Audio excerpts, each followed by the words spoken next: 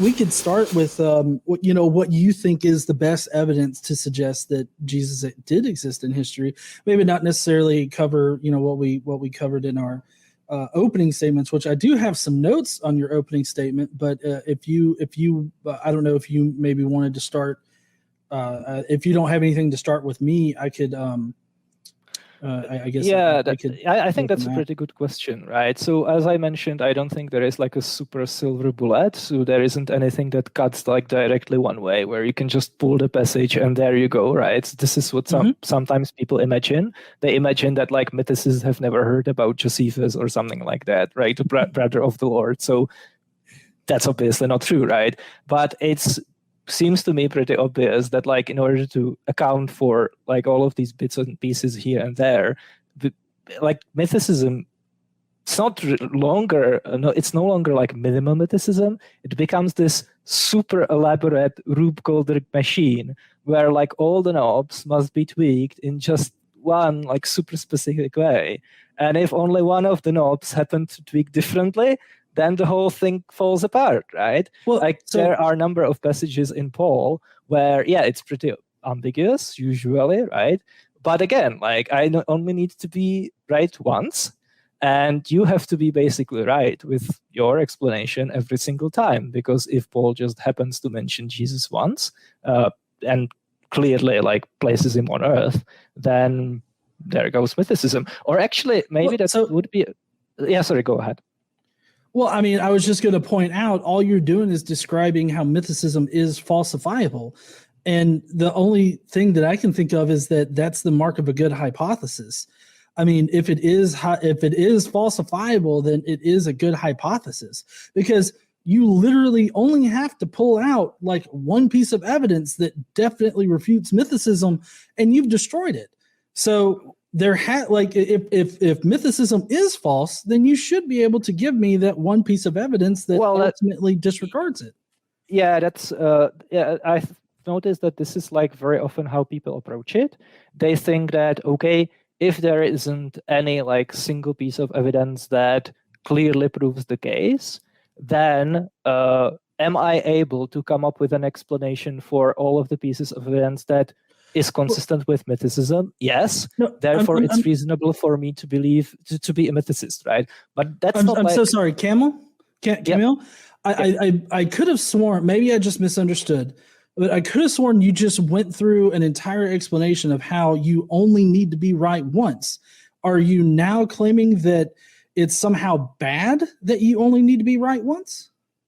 No, I think that's actually great, right? No, I'm just describing the thought process, right? But like, so it seems to be the case that like mythicists usually approach it this way. Is there any like silver bullet that would clearly show very easily that Jesus existed? No. Am I able to come up with an explanation of all of the different pieces of evidence in question that's consistent with mythicism? Yes. Therefore, it's reasonable to be a mythicist, right? But what I'm saying is that, like, if we think about it in terms of betting odds, right? Like, if I roll a large number of dice at the same time, it's better for me to bet that, let's say, number 4 is going to come up at least once.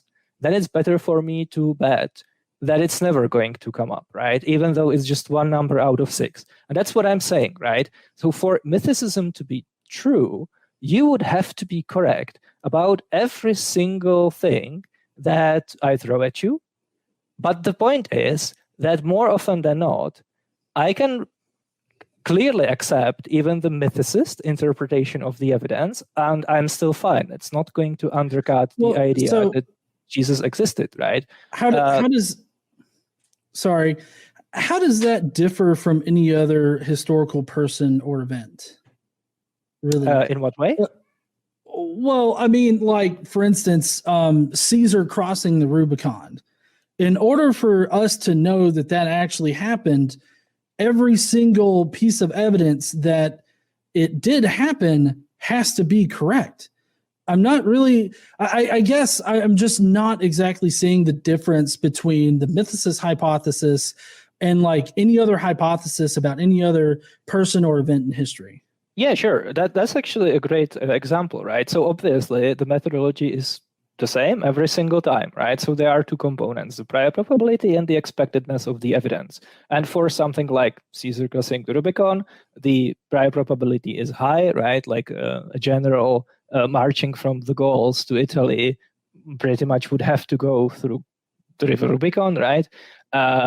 And then the expectedness of the evidence is like massively in favor of that actually happening, right? Because it has to do with like the nature of the sources and what followed from that passive, like particular move and stuff like that, right? Like if Caesar didn't cross the Rubicon, but instead went to, I don't know, Britain instead, it would be very difficult to explain how, all of the subsequent events unfolded if he wasn't in Rome and like interact with other figures and stuff like that. So it's exactly the same, And as I mentioned, like even if all of the pieces of evidence are on balance pretty ambiguous, where, like either mythicism, like it's consistent with mythicism and it's also consistent with minimal historicity, then there you have the high prior probability, right? So it's reasonable to believe there probably was just some guy named Jesus, just in virtue of it being pretty intrinsically probable, and the fact that he was mythicized later doesn't really change that.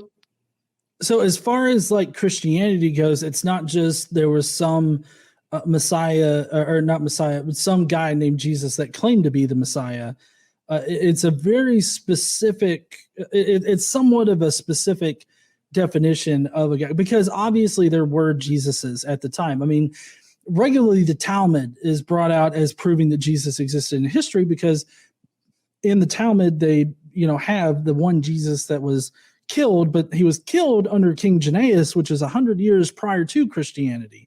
And yeah, that's actually not what it says. It's true. No, that's exactly what it says, and that is that is the majority scholarship on the Jesus in the Talmud. There is a passage which places Jesus like during the reign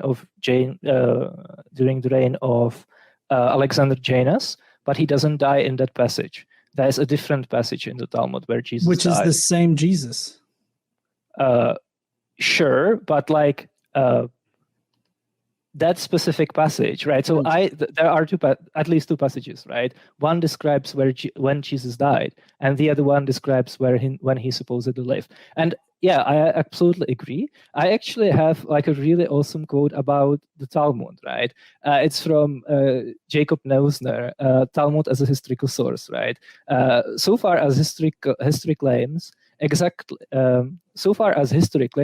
to spell out events that happened at a particular time and place, the Talmud and the rest of the rabbinic tradition are of late antiquity do not serve. They do not supply reliable historical information about once upon a time.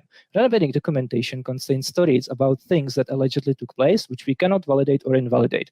The record statements in the name of biblical and rabbinic authorities, which we have no means of investigating, verifying or falsifying. They describe a social order, evidence of which we cannot locate in the material records.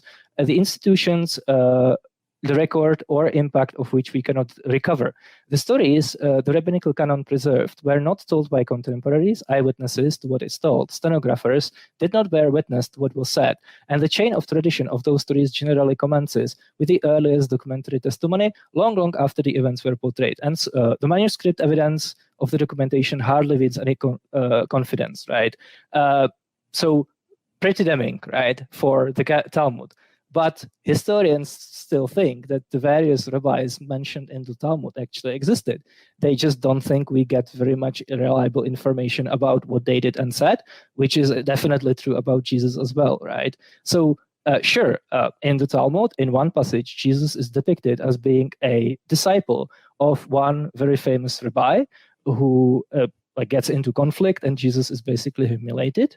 But I think that expectedness of us having that, even if Jesus actually existed in the first century, is about as high as expectedness of us having it on mythicism, because Talmud is just all over the place, and clearly the people who put the tradition together had no interest about preserving historical veracity, right? So hold on. Yeah. So sorry.